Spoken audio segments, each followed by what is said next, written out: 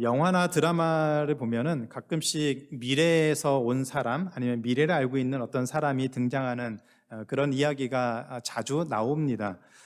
작년에 넷플릭스에서 그 재벌집 막내 아들이라고 하는 그 드라마가 인기를 끌었는데, 역시 미래를 알고 있는 미래에서 온 한 주인공이 과거의 자신의 모습을 변화시키고 또 그런 것들을 바꾸려고 하는 이야기였습니다. 이런 주제가 자꾸 등장한다는 것은 그만큼 사람들은 미래일을 알고 싶어 한다는 것을 보여줍니다. 앞으로 내 삶이 어떻게 될지, 앞으로 어떤 일이 일어날지 그런 모습들에 관심이 참 많습니다. 그래서 혹시라도 안 좋은 일이 일어나면 미리 그것을 대비하고 또 가능하다면 그 불안한 요소들을 제거해서 내 앞으로의 모습이 또 가족들의 삶이 그래도 좀 편안하고 안전하고 좋은 모습이면 좋겠다라는 그런 기대감이 모든 사람들에게 있습니다. 그러나 알다시피 현실적으로 그것은 불가능합니다. 앞으로 일어날 일을 우리는 알 수가 없습니다. 1년 뒤뿐만이 아니라 당장 1시간 뒤에도 우리에게 어떤 일이 일어나는지 아무도 알 수가 없습니다.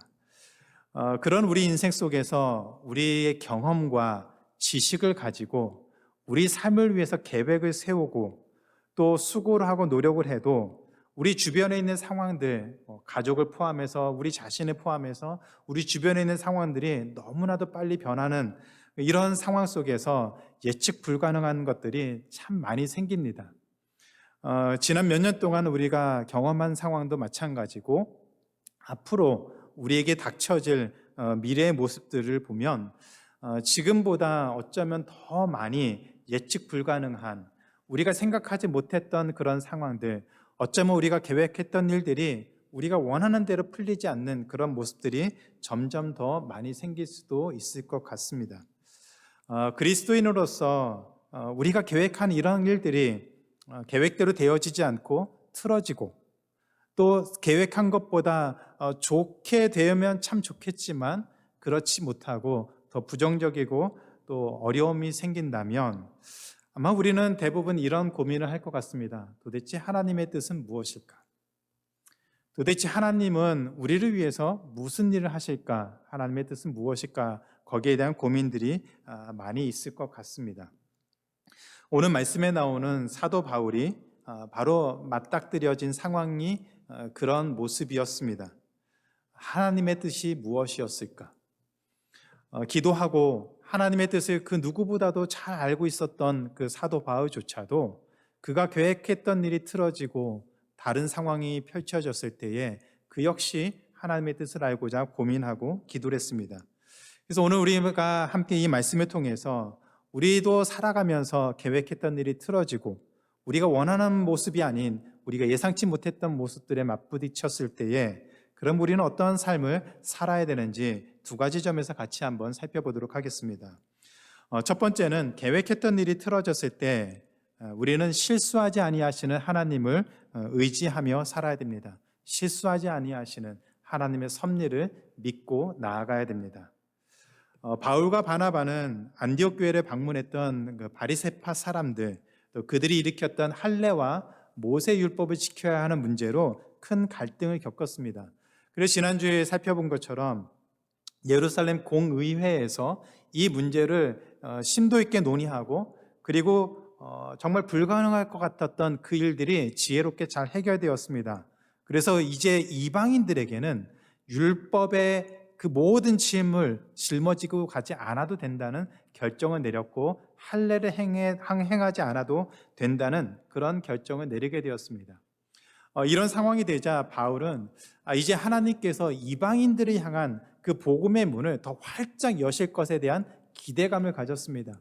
지금까지 이방인 선교에 있어서 물론 이방인들에게 복음을 전하는 것도 쉽지는 않은 상황이었지만 늘 유대인들에게 있는 이 율법과 할례의 문제가 이방인 선교의 가장 큰 걸림돌이었습니다. 그 걸림돌이 완전하게 제거가 되었습니다. 그래서 사도 바울에게는 이제 하나님이 이방인 선교에 대한 모든 길을 활짝 여셨다고 하는 그런 기대감이 컸던 것 같습니다. 그래서 1차 선교 여행 때에 함께 복음을 전하고 그리스도인이 되어서 함께 교제했던 그 사람들을 다시 찾아가서 격려하는 것이 필요하다는 결정을 내렸던 것 같습니다. 그런 계획을 세워서 그들이 다시 말씀으로 견고하게 서고 하나님의 자녀로서 어려움 가운데서도 견고하게 그 신앙을 붙잡고 살 수 있는 삶을 살도록 격려하길 원했습니다.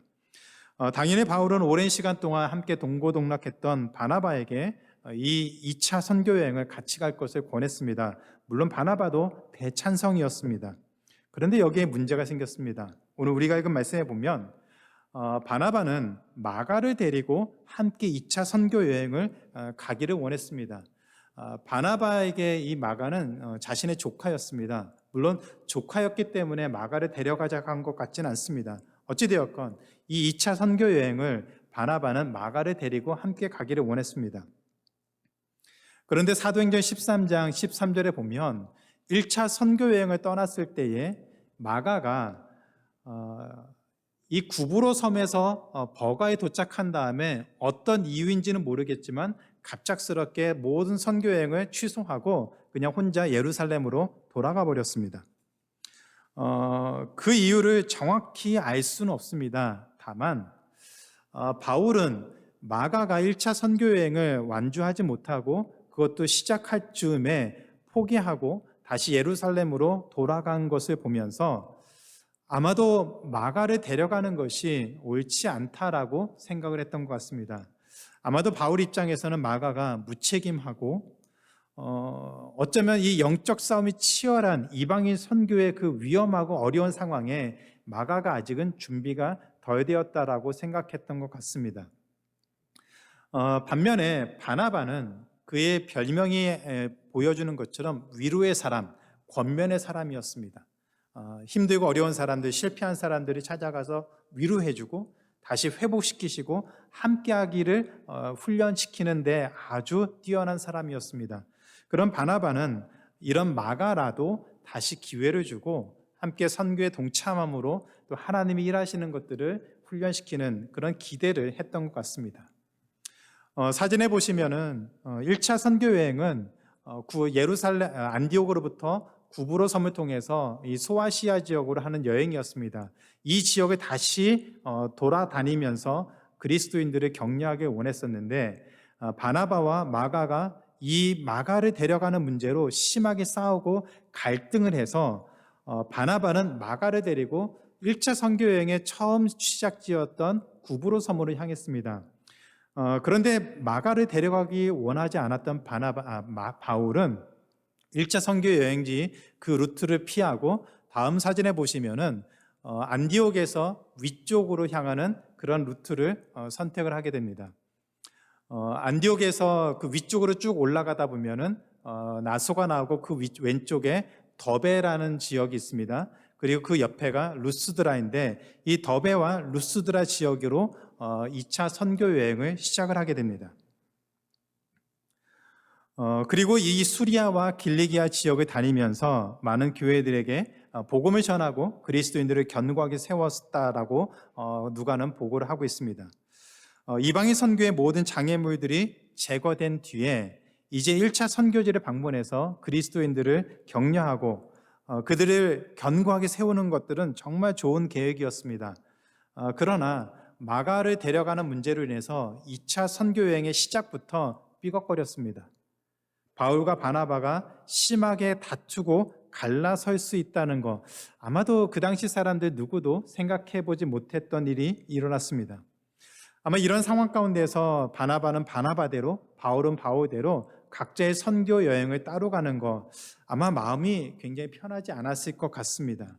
바울 입장에서는 같이 그래도 마음을 모으고 함께 이 선교 여행을 같이 가기를 원했는데 그러지 않았던, 자기 고집을 피운다라고 생각했던 바나바가 원망스러울 수도 있고, 바나바 입장에서는 그래도 마가에게 다시 기회를 주고 이 선교 여행을 어찌되었건 좋은 분위기 속에서 시작하면 좋았을 텐데 그렇지 않는다고 강하게 주장하는 바울이 원망스러울 수도 있었을 것 같습니다. 이런 바울과 바나바의 모습을 보면서 또 제3자들은 또 이런 생각을 했을 것 같습니다. 선교라는 중요한 일을 앞두고서 이렇게 마음을 하나로 모으지 못할 바에는 차라리 선교를 가지 않는 것이 더 좋을 것이다. 이렇게 갈라서는 것에 대해서 무작정 비판하는 사람들도 있었을 것 같습니다. 우리도 그런 경험들은 많이 있습니다. 가정이 되었든지 교회가 되었든지 어떤 일을 계획할 때 처음에는 좋은 의도를 가지고 또 좋은 계획들을 세우고 추진합니다. 그러나 그런 일들을 추진하면서 마음이 같이 한 마음으로 모아지지 않고 또 다른 생각들을 갖게 되고 또 여러 상황들이 변화가 생기면서 처음의 계획과 달라진 상황들, 또 그로 인해서 갈등이나 다툼들도 생겨지는 것들을 자주 보게 됩니다. 그런데 이처럼 바울과 바나바가 갈라서고 따로 여행을 갔다고 해서 그 모습이 잘못되었느냐, 그것에 대해서는 조심스럽게 생각해 볼 필요가 있습니다. 바울과 바나바가 이처럼 갈라져서 선교 여행을 떠났는데 그 모습에 대한 하나님의 판단과 인도하심이 늘 부정적인 것은 아니었습니다. 바울이 사진에서 보시는 것처럼 실라를 데리고 위쪽으로 올라가서 더베를 거쳐서 루스드라를 방문했는데 그곳에서 디모데라는 사람을 만났습니다. 누가는 이 디모데를 16장 1절과 2절에서 이렇게 소개합니다. 바울이 더베와 루스드라에도 이름에 거기 디모데라 하는 제자가 있으니 그 어머니는 믿는 유대 여자요 아버지는 헬라인이라. 디모데는 루스드라와 이고니온에 있는 형제들에게 칭찬을 받는 사람이었다라고 소개를 합니다. 이 루스드라에 있었던 살았던 디모데는 이후로 바울과 동행하면서 2차 선교 여행을 함께 보냈습니다. 이것을 위해서 바울은 디모데에게 할례까지 행했습니다. 일반적으로 유대인은 목의 혈통을 따릅니다. 어머니가 유대인이면 그 자녀들은 자연스럽게 유대인으로 인정을 받습니다. 아버지가 헬라인이고 반대로 어머니가 헬라인이면 그 사람은 아버지가 유대인이어도 유대인으로 인정을 받지 못합니다. 이 디모데는 어머니가 유대인이었기 때문에 아버지가 헬라인이어도 유대인이었습니다. 그런데 이 바울이 이 디모데와 함께 전도 여행을 가는 중에 유대인들이 디모데가 유대인인 것을 알고 그가 할례를 받지 않았다는 사실을 꼬투리 삼아서 복음을 전할 때마다 그 문제를 부각시켜서 방해를 할 것을 우려해서 차라리 디모데에게 할례를 행했습니다. 디모데가 헬라인이었다면 예루살렘 공의의 결과 때문에 더 이상 할례를 행하지 않아도 괜찮은데 이런 복음을 더 자연스럽게 전하는 데 방해가 되는 요소들을 제거하기 위해서 디모데에게 할례를 행할 정도로 바울은 디모데를 굉장히 중요하게 여겼습니다. 그리고 후에 이 디모데가 바울과 함께 전도여행을 다니고 바울이 개척한 에베소 교회를 바울을 이어서 섬기는 목회자로 섬기는 사람이 되었습니다. 바울에게 있어서 또 하나님 나라와 교회를 있어서 위해서는 이 디모데는 너무너무 중요한 사람이었습니다. 이 사실을 보면 비록 바나바와 바울이 처음에 세웠던 계획이 틀어지고 그로 인해서 서로 따로 떨어져서 선교 여행을 했다고 하더라도 이 루스드라에서 바울이 디모데를 만난 것은 오히려 바울의 전도 사역, 선교 사역에 굉장히 큰 전화위복의 사건이 되었습니다. 그것만이 아니었습니다. 거기에는 또 하나의 반전이 있습니다. 바울과 헤어진 바나바는 마가를 데리고 구브로 섬으로 갔습니다. 그리고 사도행전에서는 더 이상 바나바와 이 마가 이야기가 등장하지 않습니다. 그것은 바나바가 잘못 선택한 것 때문이 아니라 사도행전은 바울을 중심으로 해서 선교의 모든 역사가 일어난 것을 기록한 것이기 때문에 더 이상 바울과 함께하지 않았던 바나바가 그 기록에서 나타나지는 않습니다.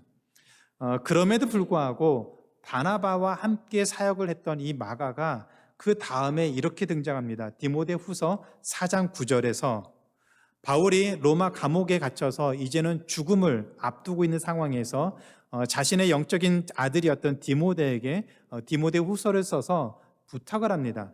4장 9절에 이렇게 얘기합니다. 너는 어서 속히 내게로 오라. 그리고 11절에 이런 부탁을 합니다.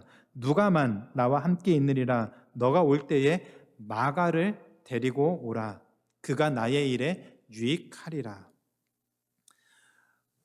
2차 선교 여행을 떠날 때 마가는 바울의 사역에 또 하나님 나라에 아직 준비가 되어서 부족함이 많은 사람이었습니다.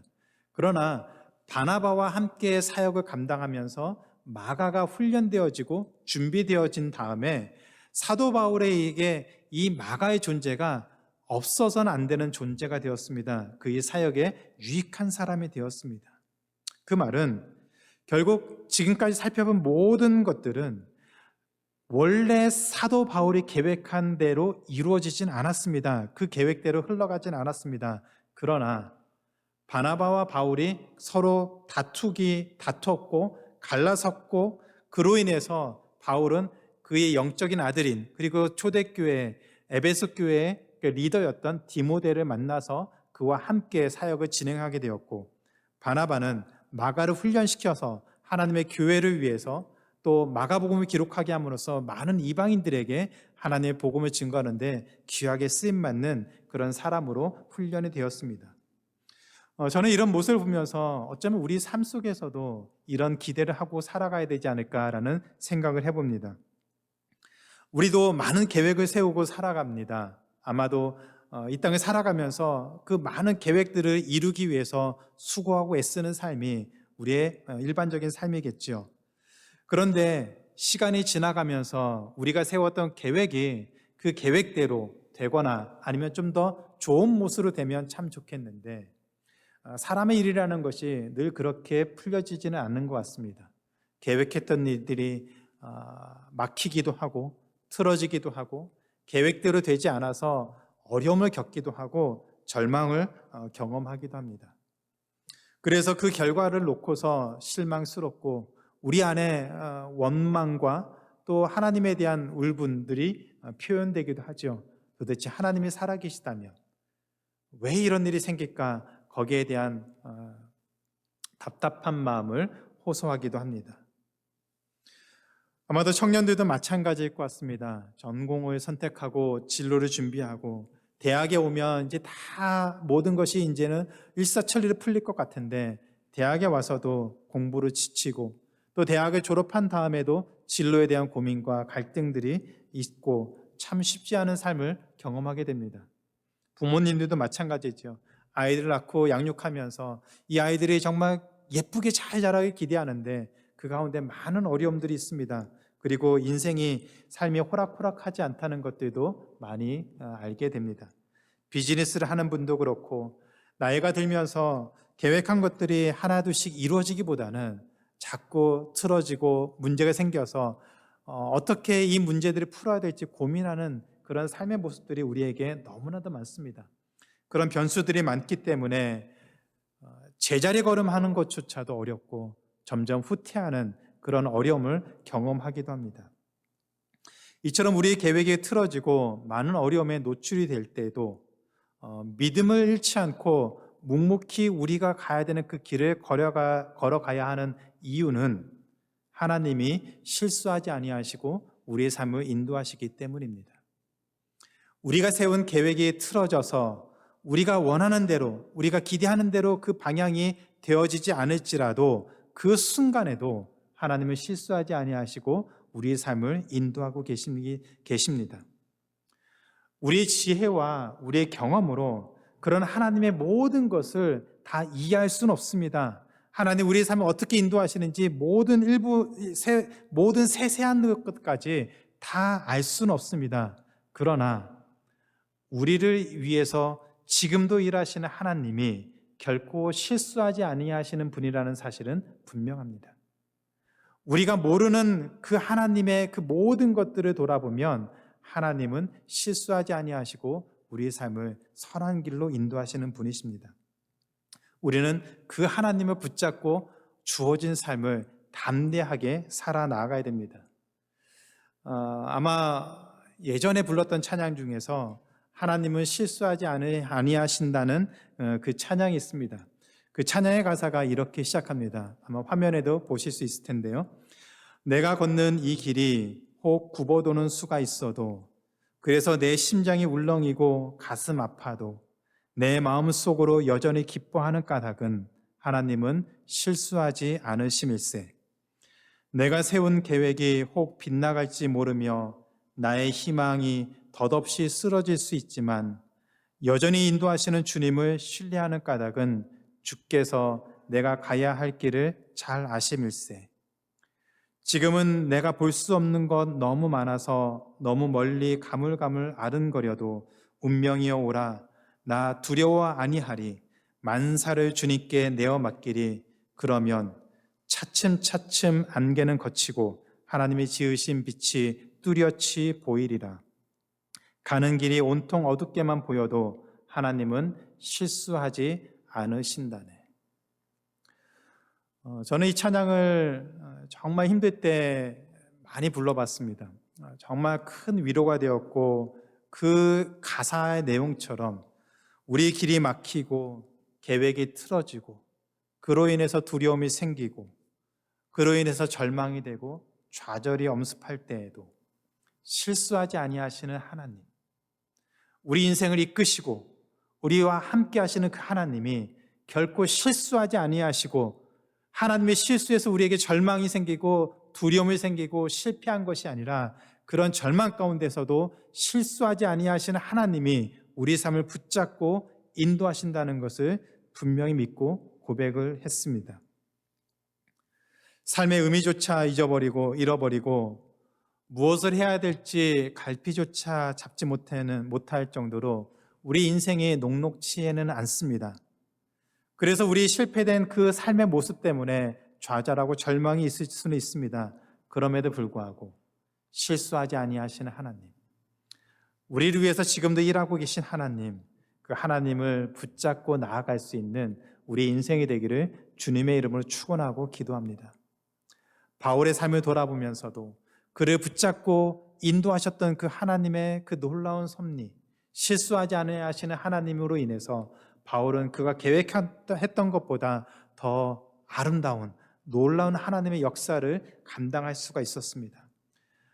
바울을 위해서, 바나바를 위해서, 디모데를 위해서, 마가를 위해서 실수하지 아니하시고 일하셨던 그 하나님이 우리 삶을 위해서도 실수하지 아니하시고 일하시는 것을 믿고 믿음으로 고백하고 세상으로 나아가 하나님의 자녀로서 살아가기 소원하는 하나님의 귀한 자녀들에게 주님이 주신 은혜와 능력이 함께 하시기를 주님의 이름으로 축원합니다. 우리에게 힘이 있어서, 우리에게 능력이 있어서 세상을 담대히 살아가는 것이 아니라 실수하지 아니하시는 하나님, 그 하나님의 선하신 마음을 가지고 목적을 가지고 우리 삶을 인도하시기 때문에 우리의 인생이 은혜 가운데 거할 수 있다는 걸 믿고 주어진 삶을 기쁨으로 감당할 수 있는 우리 모든 삶이 되기를 기도합니다. 두 번째로, 계획했던 일이 틀어졌을 때 하나님의 뜻은 성령의 인도하심에 순종하는 것을 요구합니다. 우리는 성령의 인도하심에 전적으로 순종하면서 나아가는 삶을 살아야 합니다. 루스드라에서 디모데를 데리고 바울은 계속해서 위쪽으로 올라가서 서쪽으로 다니면서 복음을 전했습니다. 아마도 바울이 바나바와 헤어져서 이 구브로 섬은 가지 못했지만 그 위쪽을 다니면서 이 소아시아 지역, 1차 선교 여행에서 함께 다녔던 그 지역을 다니면서 만났던 그리스도인들을 권면하고 또 새로운 이방인들에게 복음을 전하는 그런 계획을 세웠던 것 같습니다. 그런데 16장 6절과 7절에 보면 성령이 아시아에서 복음을 전하려고 하는 그 사도 바울을 자꾸 방해했다, 전하지 못하게 했다라고 얘기합니다. 그래서 바울은 부르기아를 지나서 갈라디아 땅을 다니며 도대체 왜 이런 일이 생긴지는 궁금해하면서 계속해서 소아시아 지역으로 다니면서 복음을 전하려고 힘을 쓰고 애를 썼는데 결국에는 예수의 영, 성령님이 그것조차도 막으셨다라고 얘기를 합니다. 아마도 안디옥에서 출발하면서 처음에 계획이 틀어졌지만 그래도 이후에 디모데를 만나고 계속해서 그 지역에 대한 복음을 전하고자 하는 그 마음이 있어서 어떻게 해서라도 이 아시아 지역에 복음을 전하려고 애를 썼는데 계속해서 성령의 개입으로 말미암아 그 상황이 여의치가 않았던 것 같습니다.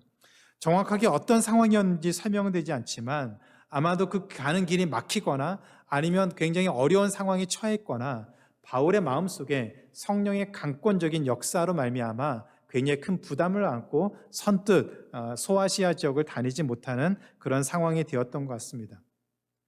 분명한 것은 바울이 이 상황을 성령님이 막으시고 있다는 그런 모습으로 이해를 했습니다. 자신은 분명히 아시아 지역으로 가서 전도를 하려고 했는데 성령님이 어떤 이유에서인지 그것을 막고 자꾸 허락하지 않았다는 것을 사도 바울이 분명하게 인식을 했습니다. 그래서 바울은 원래 계획을 내려놓고 좀 전에 보셨던 사진에서 보면은 이 소아시아 지역에 점점 서쪽으로 가서 이 지중해에 있는 그 연안까지도 갔습니다. 그래서 무시아를 지나 8절에 보면은 무시아를 지나 드로아에 내려갔습니다. 그리고 9절에 보면 이 드로아에서 환상을 보게 되는데 그 환상 가운데 마게도냐 사람, 저 무시아 드로아를 지나서 배 타고 건너가면 이 마게도냐 지역이 있는데 이 마게도냐에 사는 사람이 환상 가운데 사도 바울에게 그곳으로 건너와서 우리를 도와달라고 하는 그런 환상을 보게 되었습니다. 그 환상을 보고 사도 바울이 내린 결론이 10절입니다. 16장 10절. 바울이 그 환상을 보았을 때 우리가 곧 마게도냐로 떠나기를 힘쓰니 이는 하나님이 저 사람들에게 복음을 전하라고 우리를 부르신 줄로 인정함이로라. 원래는 안디옥에서 출발하면서 이 소아시아 지역에서 교회를 세우고 복음을 전하고 하나님의 그 복음의 능력을 드러내기를 계획했습니다. 그런데 그 계획이 틀어지고 오히려 이 마게도냐 지역으로 가서 그곳에서 복음을 전하는 것이 하나님의 뜻이었다고 드러났습니다. 교회 역사와 세계 역사가 완전하게 뒤바뀌는 중요한 시기를 뽑으라면 바로 오늘 우리가 읽은 이 말씀입니다. 바울의 계획대로 이 아시아 지역에서 복음을 전했다면 이 복음은 이 아시아 지역을 통해서 그 다음에 동쪽으로 이동을 해서 중앙아시아 지역으로 복음이 전해졌을 그런 루트가 됩니다. 그러나 하나님이 바울을 이 소아시아 지역에서 마게도냐로 복음의 방향을 바꿔서 유럽으로 복음이 전해지는 놀라운 기회가 되었습니다. 그래서 이로 말미암아 복음이 로마로 전해지게 되고 유럽의 역사와 세계의 역사가 바뀌어지는 굉장히 중요한 일이 일어나게 됩니다. 이 일을 하나님이 성령을 통해서 이 사도 바울의 마음을 강권적으로 붙잡아서 결국에는 이 마게도냐로 복음이 증거되는 놀라운 일들을 주도하셨습니다. 감사하게도 사도 바울이 그 성령의 인도하심에 민감하게 반응하고 그것을 깨닫고 그 일에 즉각적으로 순종을 해서 다음 주에 살펴보는 것처럼 이 16장 11절 이후에 보면은 마게도냐로 건너가서 그곳에서 복음을 전하면서 수많은 사람들이 하나님께 나오는 놀라운 역사가 일어나게 됩니다. 그리고 그 일의 결과가 결국에는 로마로 복음이 전해지고 로마가 기독교를 국교로 만들게 되는, 그런 인정하게 되는 그런 역사가 일어나는 그 계기가 바로 오늘 우리가 읽은 이 말씀이었습니다. 한 사람의 순종하심, 하나님의 인도하심에 대해서 민감하게 반응하고 그 일에 순종했을 때에 하나님은 그 인생을 통해서 교회 역사를 바꾸고 세계 역사를 바꾸고 사람들의 모든 인생을 전체적으로 바꿨습니다. 하나님의 인도하심이 이런 놀라운 일들을 가능하게 하십니다. 우리도 마찬가지로 그런 하나님의 인도하심을 받고 있습니다. 그것을 전도 잠언에서 솔로몬이 이렇게 고백을 했습니다. 잠언 16장 9절 같이 한번 읽겠습니다. 시작. 사람이 마음으로 자기의 길을 계획할지라도 그의 걸음을 인도하시는 이는 여호와시니라. 살아가면서 사람들이 계획을 세우고 그 계획을 이루기 위해서 수고하고 노력하고 애쓰는 거 당연하다라고 얘기를 합니다. 세상 사람들도 그리고 하나님의 자녀들도 자신의 삶을 위해서 계획을 세워야 합니다. 다만 그 계획이 이루어지는 과정은 분명히 차이가 있습니다. 세상 사람들은 자신이 계획을 세우고 그 계획을 이루기 위해서 수고하고 자신의 힘으로 모든 것을 이루기 위해서 애를 쓰면서 삽니다. 물론 그리스도인들도 그렇게 수고하고 계획을 세워야 되고 수고하고 애를 쓰면서 살아야 됩니다. 아무것도 하지 않고 기도만 하는 것, 그것은 건강한 신앙인이 아닙니다. 우리가 계획을 세웠다면 그 계획을 이루기 위해서 수고하고 애를 써야 됩니다. 어쩌면 세상 사람들보다 더 열심히 수고해야 되기도 합니다. 당연히 그렇게 살아야 됩니다. 더 노력해야 되고 더 인정받고 실력을 쌓기 위해서 수고하는 것 당연합니다. 그런데 여기에 중요한 차이점이 있습니다. 세상 사람들도 그리스도인들도 똑같이 계획을 세우고 계획을 이루기 위해서 수고하고 애를 쓰지만 이 모든 과정에서 하나님이 인도하심을 인정하고 순종하는 모습이 있어야 됩니다. 하나님은 성령님을 통해서 우리 인생을 개입하시고 인도하십니다. 그래서 잠언에서 솔로몬이 고백하고 있는 것처럼 계획을 세우고 싶으면 세워라. 그러나 그 안에 우리 걸음걸음을 인도하시는 분이 하나님이라는 사실은 분명하게 인정해야 된다라고 얘기를 합니다. 하나님이 우리에게 주신 많은 경험과 지식을 가지고 우리를 위해서, 가정을 위해서 계획을 세우고 수고하는 것 당연한데 그 모든 순간순간에 하나님이 개입하시고 우리 삶을 인도하신다는 그 사실은 분명하게 인정하라고, 그것에 순종하고 살아야 된다라고 얘기를 하고 있습니다. 하나님은 성령님을 통해서 우리 삶에 간섭하시고 우리 삶을 인도하십니다. 우리 안에 거하시는 성령님이 사도 바울을 인도하셨던 것처럼 우리 안에 거하시는 그 성령님이 우리의 생각을, 또 우리의 결정을, 우리의 상황을 통해서 우리를 지키시고 인도하시는 것을 분명하게 믿고 고백하고 살아야 됩니다.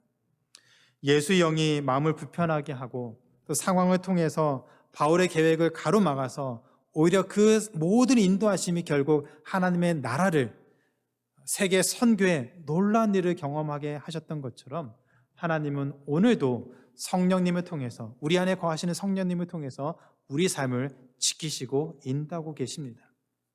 사람들과 관계 속에서 우리 삶을 지키시고 인도하고 계십니다. 중요한 것은 우리가 그 인도하심을 어떻게 깨닫느냐는 것이죠. 하나님은 분명히 우리를 지키시고 인도하시는데, 성령의 역사를 통해서 우리의 마음을 붙잡고 이끌어 가시는데, 우리가 어떻게 성령의 인도하심을 깨닫고 깨달았을 때에 순종하며 살 수 있는가? 하나님이 분명히 인도하시는 것이 있음에도 불구하고 깨닫지 못한다면, 순종하지 않는다면 우리 삶에 어떤 변화가 생기지 않습니다.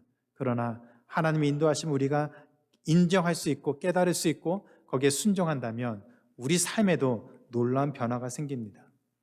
근데 그 일을 하나님은 말씀을 통해서 우리에게 하신다는 것을 기억하셔야 됩니다.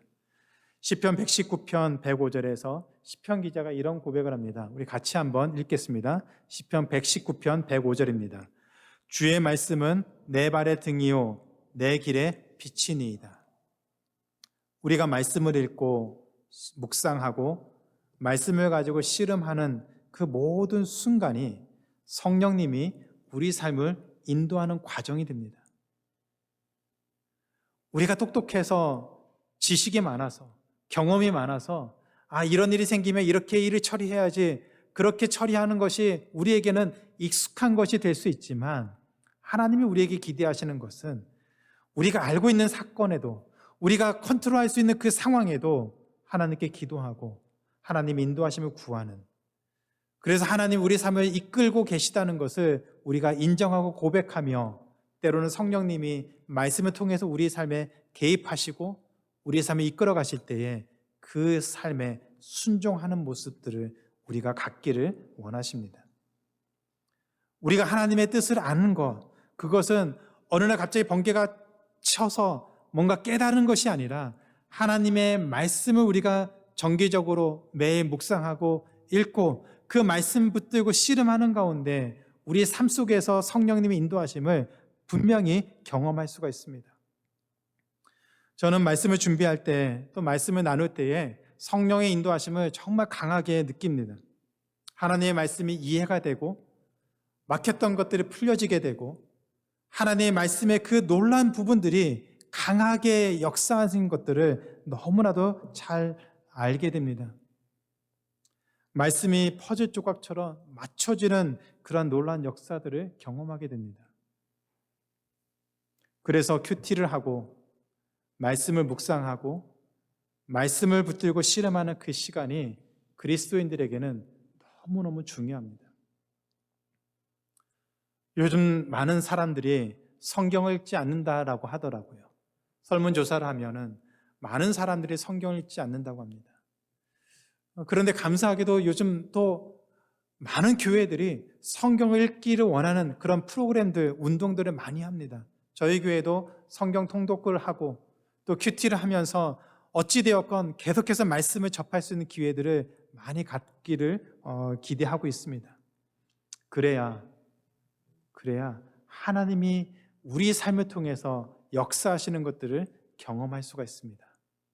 하나님이 그것을 얼마나 기뻐하시냐면 부모님들에게는 시도 때도 언제든지 자녀들에게 말씀을 가르치라고 권면하고 있습니다. 명령했습니다. 이스라엘의 왕에게는 항상 말씀을 옆에 끼고 그 말씀을 주야로 묵상하면서 그 말씀대로 이스라엘 백성들을 다스리라고까지 명령하셨습니다. 그리고 우리에게 성령을 주셔서 우리가 들은 말씀, 우리가 읽고 묵상하는 그 말씀을 깨닫게 하시고 그 말씀이 우리 안에 갈등을 일으키게 하셔서 말씀에 순종할지 말씀에 불순종할지 고민하는 그 과정을 통해서 하나님의 자녀로서 순종의 자리로 나올 수 있도록 우리를 이끌고 계시다는 것을 기억하셔야 됩니다. 하나님이 그렇게 성령을 통해서 우리를 인도하십니다. 그렇다면 때로는 우리 삶이, 우리 계획이 우리가 계획한 대로 풀려지지 않고 우리가 원하던 대로 그 일들이 진행되지 않았을지라도 성령님이 인도하시는 것들을 기대하고 순종하며 나아가는 것을 기대하시기 바랍니다. 그렇게 살아야 됩니다.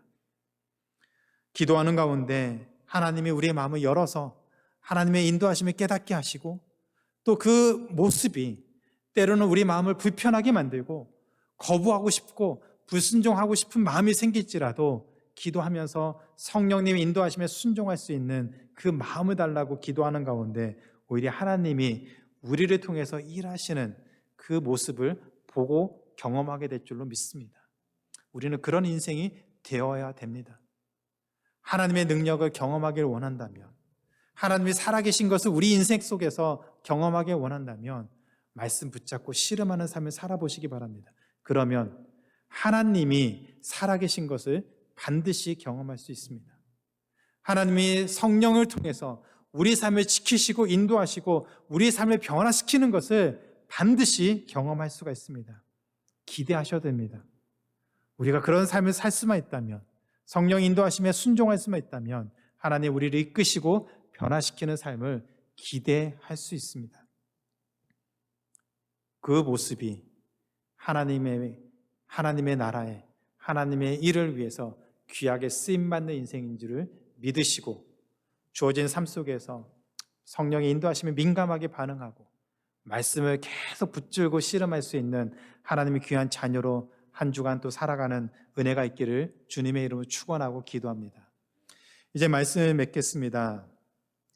우리가 세웠던 그런 계획, 우리가 보기엔 좋은 계획들, 그것이 우리가 원하는 대로 풀리지 않을 때에도 하나님이 실수하지 아니하시고 우리를 이끌고 계시다는 사실을 분명히 믿고 나아가야 됩니다. 그 과정 가운데 하나님은 성령님을 보내셔서 우리로 하여금 하나님의 자녀로서 선택하고 순종하고 살도록 인도하신다는 것을 믿고 그 하나님을 신뢰하고 나아가야 됩니다. 당장 눈에 보이는 어떤 모습 때문에 흔들리지 마시고 그 상황 속에서도 하나님에 대한 신뢰를 붙잡고 기도하고 말씀 붙들고 씨름하는 가운데 하나님이 차츰차츰 우리 앞을 가로막고 있던 그 모든 안개와 어려움들을 걷어내시고 선한 길로 비추고 인도하시는 그 하나님의 은혜를 고백하며 살게 되는 하나님의 귀한 자녀의 삶이 되기를 주님의 이름으로 축원합니다. 표준 세번역으로 시편 139편 1절과 6절을 같이 읽고 설교를 마치도록 하겠습니다. 주님께서 나를 샅샅이 살펴보셨으니 나를 환히 알고 계십니다. 내가 앉아 있거나 서 있거나 주님께서는 다 아십니다. 멀리서도 내 생각을 다 알고 계십니다. 내가 길을 가거나 누워 있거나 주님께서는 다 살피고 계시니 내 모든 행실을 다 알고 계십니다. 내가 혀를 놀려 아무 말 하지 않아도 주님께서는 내가 하려는 말을 이미 다 알고 계십니다. 주님께서는 나의 앞뒤를 두루 감싸 주시고 내게 주님의 손을 얹어 주셨습니다. 이 깨달음이 내게는 너무 놀랍고 너무 높아서 내가 감히 측량할 수조차 없습니다.